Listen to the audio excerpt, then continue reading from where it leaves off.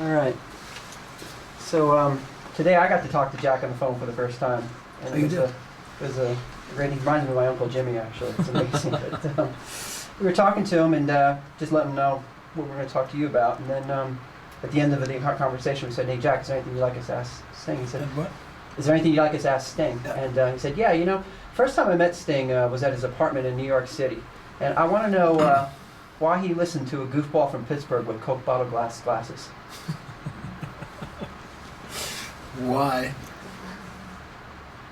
You know, Jack used to be a priest. And I never thought I would have come in cause with a member of the priesthood after my education. But when I first heard him speak about his advocacy, about amnesty, about torture victims, with such evangelical passion, it galvanized me and everybody else on that tour, that the Conspiracy of Hope tour, me, Bruce. And the first one was with me and Bono and U2 and Peter Gabriel. This little guy just speaking with incredible authority and passion and honesty.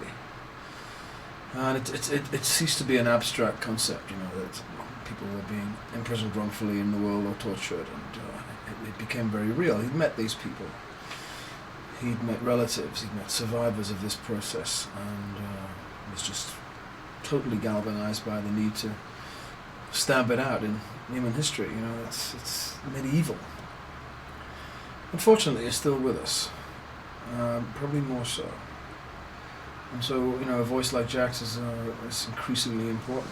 We can't let this slide. We become medieval. We need to evolve. Torture's a real barometer of how civilized the society is. If I were to ask you to give me a description of Jack, how would you describe that to Well, he looks pretty unassuming, He looks like a priest to me. I always did look like a priest with his little glasses. And he doesn't look like a rock star. Although he did sort of become a rock star on that tour. I think he too got affected by us, by the way we present ourselves in the world,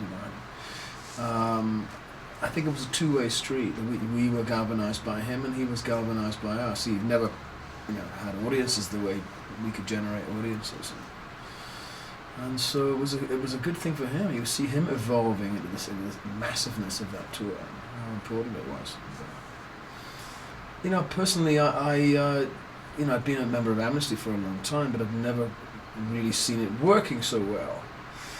He encouraged me to every time we did a press conference, I would speak about a guy who was in prison in Nepal. He was called Sitaram Maski, and he was a school teacher, and I'd been a school teacher, so I had a certain affinity with him. And I told his story, how he'd been, he just basically complained about what was going on, and just told the truth. He spoke the truth to authority, and was punished for it. He was imprisoned and couldn't get out. I would tell this guy's story at every whistle stop, and it took about 10 minutes to tell this story. And during that tour, this man was released from prison. Now, to what extent my little advocacy did that, I don't know, but it certainly made me think, wow, these regimes are embarrassed by publicity. They don't like it. They don't like letter writing campaigns. They don't like the spotlight shone on their practices. It works. The whole concept of amnesty works, and so that brought it home to me. But Jack encouraged me to do that. I can tell you, I was at the Giant Stadium show, and I was a 16-year-old kid growing up in New Jersey, and it changed my life, so Yeah. thank you for that. I went to it because the Police were playing and U2 were playing, and then there was all this stuff, and it was just an amazing thing. And the lights went on. What was it about amnesty for you back with the Secret Policeman's Ball, back in the very beginning, that made you go, this is something I want to do? Well, I knew of amnesty for a long time, and I thought of it as an abstract kind of thing. What's happening somewhere else, blah blah blah. But my own country at the time, the United Kingdom was involved in all kinds of practices against the Irish, and now America. So that it's not something that happens over there. The bad guys do. We do it. And Amnesty, I've always said, is one of the most civilized organizations on the planet, in the history of the planet, and we should support it. It's good work, and we need to be involved in it. And when we played to so many young people on that tour, it was so many. I mean, the membership of Amnesty increased exponentially. And we felt very proud of that. People were awoken, and the light went on. That's what it was. Moving forward, tell us the story behind the writing of your song, They Dance Alone. Well, I visited Chile during the Pinochet regime with the police. I went armed with a lot of information about that regime. I knew what was going on. I didn't really believe in cultural boycotts at the time, and I still don't. So we played in Vina del Mar, and I met some people there, and I got to hear stories of what was happening. I met the mothers of the disappeared, Las Madres Desaparecidos. I can't speak very good Spanish, but the concept of people dancing with missing loved ones, with their pictures pinned to their clothes, it's a very moving one to me. And I tend to look for metaphors all the time. If I'm going to approach a subject, a political subject, I will only approach it if I have a metaphor. I don't write propaganda or agitprop. I need a metaphor, and that was such a beautiful metaphor that would translate whether you knew anything about the situation in Chile or not. That was a very moving symbol of a wife dancing with an invisible partner or a mother. And I wrote the song. I didn't think much would happen about it. It successfully was banned in Chile, of course. I don't think the Pinochet regime particularly appreciated it, but it did start that relationship. And then when we went back to Chile with Amnesty, again I met the mothers, and we brought them out on stage, and in the very stadium that their sons and fathers had been tortured and killed. And probably the most emotional performance of certainly my life, dwarfed by the magnitude of what had happened to them, their loss, their sense of injustice. And yet there was a healing thing. The whole Chilean audience there knew exactly what the symbolism was, knew where we were, what had happened there, who these women were, who I was, and just that symbol of dancing with them. It's very powerful. I actually have. I found on YouTube a clip, and I wanted to ask you about it. And I thought I could show it to you. Don't show me myself, I can't bear it. You don't want to see it? I never look at myself. Okay. But what are you going to say? I wanted to ask you, at the end of it, you were saying the dance is they're dancing with the invisible partner, but at the very end of it, you actually danced with a few of them. Yeah, I did. You kind of completed the circle. Yeah. And emotionally, how did that feel for you? Well, it wasn't long after I'd lost my own mother, and so there was a certain valency in it for me that I was dancing with somebody missing in my life too, and so it was powerful. I was there replacing a son and replacing my mother at the same time. So there was a lot of resonances there that were quite unforgettable, and all of us were affected by that. So you really started with it full bore with the Conspiracy of Hope tour, and then you did Human Rights Now, and then you did the song They Dance Alone, and then you actually went down there for the Hug for Chile when Pinochet was finally out of office and these people were once liberated. Did it feel kind of like a result, kind of? It gave me a great deal of affection for Chile, and I would go there and I would have this kind of family group that would come and embrace me and welcome me back. So I always felt a close affinity with it. And more recently I went back there and I was called to the government. I said, you have to come to the palace, the presidential palace. And I went, oh my God, what are they gonna do? So I go there, and then the mothers are sitting in one corner, and then the president comes out and gives me a medal. I got a medal. I didn't do very much. I sang a song, but I was very appreciative that they thought I deserved something. So I got this lovely medal. It was nicked the next day in my bag, but nonetheless I got it. And I went back there last year, and the current president had heard this story, and she gave me another medal. I still have this one. I kept it. In fact, I wear it on stage, and it's on my guitar strap. With a nice little gold sort of sheriff's badge. It's human rights. Something that you take with you all the way. In the scope of music as a kind of like a vehicle for change, I mean, you kind of do it, you live it. You write songs, you play these shows. What keeps you going with doing it? I mean, there are a lot of artists that'll do one thing or two things, but you've stuck with it. I'm not sure of the efficacy of music changing people's lives. I don't know. I think you can plant a seed in somebody's head, an idea that may bear fruit 10, 20, 30 years from now. You play the kids in their 20s, the smart kids will become the ruling elite. If you plant a seed in their minds at that point about human rights, about fairness, whatever, then perhaps it'll bear fruit. It's not an overnight thing, though. I'm saying we're in a worse state now with torture than we were then. We've lost the moral high ground. We have to put it back. We simply have to put it back. I'm looking forward to that day when our countries can say, we are clean. We can't say that at the moment. Okay. When you think, the concept of this documentary work on around Jack is one man makes a difference. Do you feel like Jack's one man that has made a difference? I think Jack has made a huge difference in the world. It's person by person, and it's like an epidemic. It's this feeling that you can change things gradually, but person by person. So Jack certainly influenced me. I've influenced a few people, so he was the beginning of it. That whole energy for the idea of touring rock bands around the world. I mean, it took a great deal of vision, a great deal of courage and foolhardiness too. I mean, it was crazy. We all bundled into this huge aeroplane and just flew around the world, and just wherever we were, we played. And, people stood up and noticed. And how would you, if we were to say, with kids today or 21st century life now, how does one person make a difference now? I mean, it's a little different now.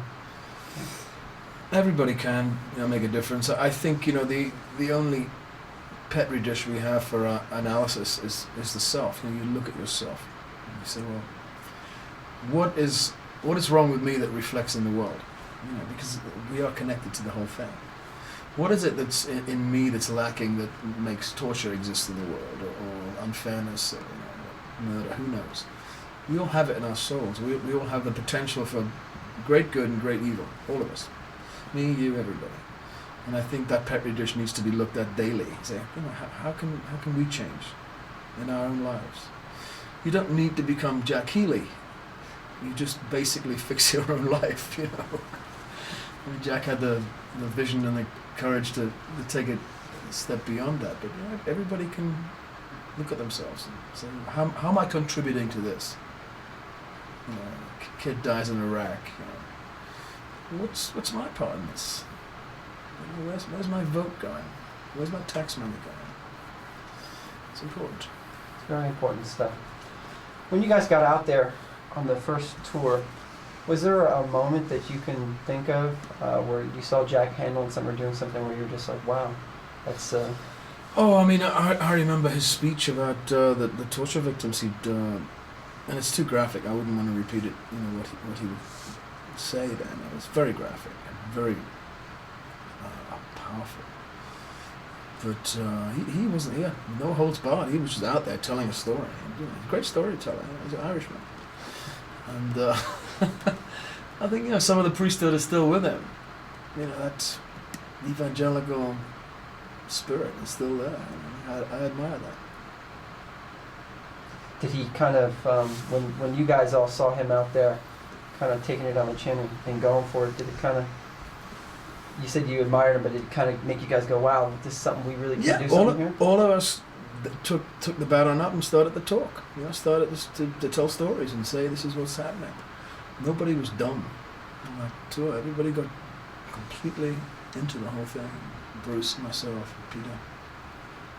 And we still are. All of us are changed by that. Feel proud of being involved. Last thing I would like to ask you is, what did you personally take away from your experience on that? I mean, a great deal of memories. Some very firm, bonded friendships developed on that tour. We all shared a lot of space together. Normally a rock band travels in a little cocoon. You never see anybody else. You see the band, you see a manager and an accountant, and that little pod goes around the world. I mean, this thing we had to share planes. Me, Bruce, Peter, Yusa, and Dua basically had to share each other's space. Living together. That was a great experience. It felt less lonely, all of us. Like, oh, I see, that's how you do it. That was a great memory. Meeting some of the victims of torture who'd survived, some of their families, some wonderful people who'd, with the strength of their character, had managed to survive this ordeal, which is inspiring, that kind of thing. It was a fantastic tour. It was certainly something to be able to witness as a kid, I'll tell you that. Yeah, we watched that video of Peter Gabriel that night for Jack, and he was like, we get up in a plane and we just fly around the country. And when Jack was describing you, he said you were the brains of the operation. Did you feel that way? Did you feel like you were the brains? God help us if I was the brains of the operation. I don't know. We all had a part to play. It was great. Do you remember any things from the tour? I mean, I never like to say favorite moments, but just anything that's like a... Every time we landed the plane, there'd be a pillow fight with the pillows from the plane. All these bands and roadies like throwing pillows at each other. It was total mayhem. Getting off the plane, then putting our serious faces on, and going to the press conference, and getting back in the plane, another pillow fight. It was so much fun. I have a lot of memories, some of them unrepeatable. I'm sorry. I am going to ask you two just questions about Jack through Dave, but Jack, as Dave said before, this whole thing is about one man can make a difference. Yeah. And when I had the chance to talk to Jack, and just hearing his whole history from Pittsburgh, where his mom worked in the coal mines, and you hear about how he was an advocate all the way back to Carnegie, he feels like this guy that was shaped on a mission. How do you view Jack? I mean, when you've seen him and... I think he's one of those products of the 60s, I suppose, of that activism, that sense that, hey, it's our world, we're gonna fix it, Well, a lot of those kind of mission statements kind of went awry, but some of them actually stayed the course, and Jack being aligned with Amnesty, I think, was a very good idea. I think it gave him an infrastructure to work inside or push with or whatever. But I think that was an important ingredient. It's a wonderful organisation, lots of different personalities in it, and its own political struggles. But nonetheless, I think gave Jack a sense of direction and a sense of grounding, and also the wherewithal to make a difference. Amnesty is a very, very good organisation because of the people in it, and vice versa. You're probably aware of Jack's focus on Burma right now with On Science UK. Yeah. And one of the things that he talks to everybody about, and it goes to one person making a difference, is raise your voice in protest. And you kind of talked about that before, like military leaders don't like to hear other people protesting. So I mean, do you think it's important for individuals to raise their voice? I do. I think you have to have the courage to speak the truth to power. They don't like it. Their darkness is illuminated by the truth, and we just have to stand up. It's easy for me to say this in this surroundings. We're in Las Vegas and MGM, and nobody's holding a gun to my head. So yeah, I'll be brave. It's difficult though. It's not easy in a regime like Burma to speak the truth. It's hard.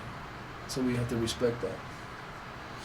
If you were going to put a call to action out to the people who are going to watch this, because I mean the point of this that we're in is we're doing this hopefully as a documentary that people watch and get inspired, that they stand up, you know.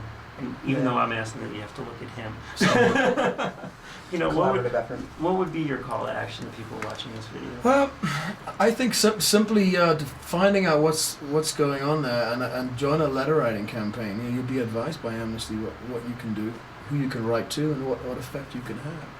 It's a simple thing. You just write a letter. So, this person is in prison. Please release him, or please, give him a fair trial or something. It's as simple as that, and then that's the first step in the way. And I think it allows you to do something small and then perhaps bigger. It's a simple thing. Do you ever think of yourself as one man who made a difference? No, I don't. I don't think of myself as that. I mean, I sing. I have opinions. I sometimes have the courage to express those opinions. Whether I made a difference is moot. I really don't know. But I'd like to think that I've tried. And That could be our wake-up That's call. probably our way. Anything else you want to talk about with Jack? So anything, yeah, that was the last thing I was going to say. Hi, Jack. Let's see you sometime. Thank you very much, sir. It's a pleasure. I really appreciate your time. Thank you. Thank you.